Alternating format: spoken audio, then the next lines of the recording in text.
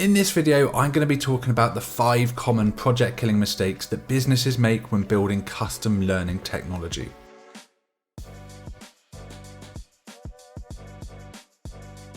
Hi, I'm Kane Shuttler. I'm the founding director of Plume, and we build custom learning technology for growing training companies. People always ask me, Kane, do you have any advice around building a custom learning management system? And I always tell them the mistakes I see businesses making time and time again. These are real challenges that can completely derail projects and in some cases kill startups. I don't want that happening to you, so listen up to the top 5 mistakes and let's dive in. Mistake number 1 is investing in scalability too early or too late. You know, when budgets are limited, you often have to make a decision. Do you invest in scalability or do you put that money into building a more complete product? Because you might not be able to afford to do both. In the early days when you haven't even validated your MVP, you don't want to sink too much money into scalability. You don't even know if you're going to grow enough to have to worry about the scalability of your tech. So for version 1, it's probably more important to put your money into building a more functionally complete product to give the MVP the best chance of success. Later on, once you've validated the MVP or perhaps generated revenue, then might be the best time to consider scalability. But don't leave it too late either.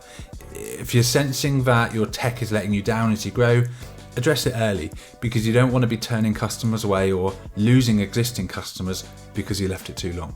Mistake number 2 is choosing a technology stack that does not scale.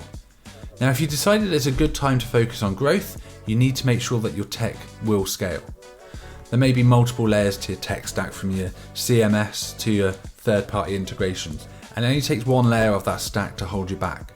Some problematic layers of your stack are easy to rectify, while others may not be. For example, if your server is not up to par, it's pretty easy to increase resources in line with demand.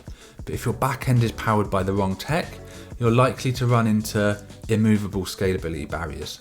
As an example, lots of entry-level learning management systems will use WordPress and LearnDash, and while those technologies have their place, we use them sometimes, they aren't used by serious businesses expecting huge growth. And if you've made the mistake of using it in your high-growth learning product, you'll likely have to start again later.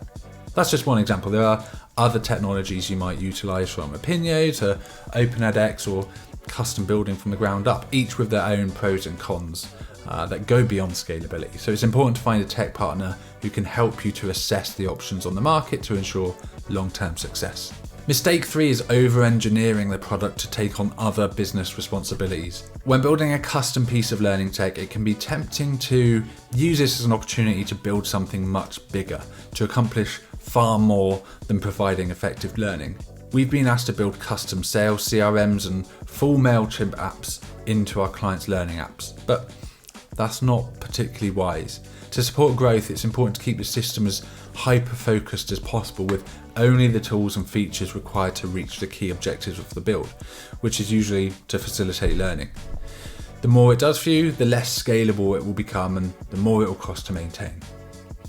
Mistake 4 is to bloat the system. Bloat is simply code or features that you don't need that can slow the product down for your learners. This bloat might be functionality that you no longer need. It could be features that support edge case scenarios that rarely happen, or it could be large plugins or libraries that have tons of features that you just don't use. So what impact does a bloated system have? Well, learners, admins and content managers will become frustrated waiting several seconds for a page to load. There will be more bugs, frustrating users and increasing your maintenance costs. It will need to be routinely debloated, which increases your dev costs and delays more meaningful progress. And most importantly, it increases demand on your system and your servers, limiting scalability and increasing hosting costs. And mistake 5 is not optimizing your learning product. Once you've built your LMS or learning app, you really must keep on top of optimizations to allow it to scale.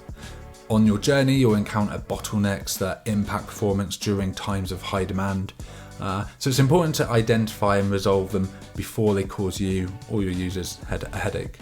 The work might involve continued optimization of the code, improvements to the hosting, and load testing ahead of any major launches. So make sure that your development agency of choice is proactive with their scalability support.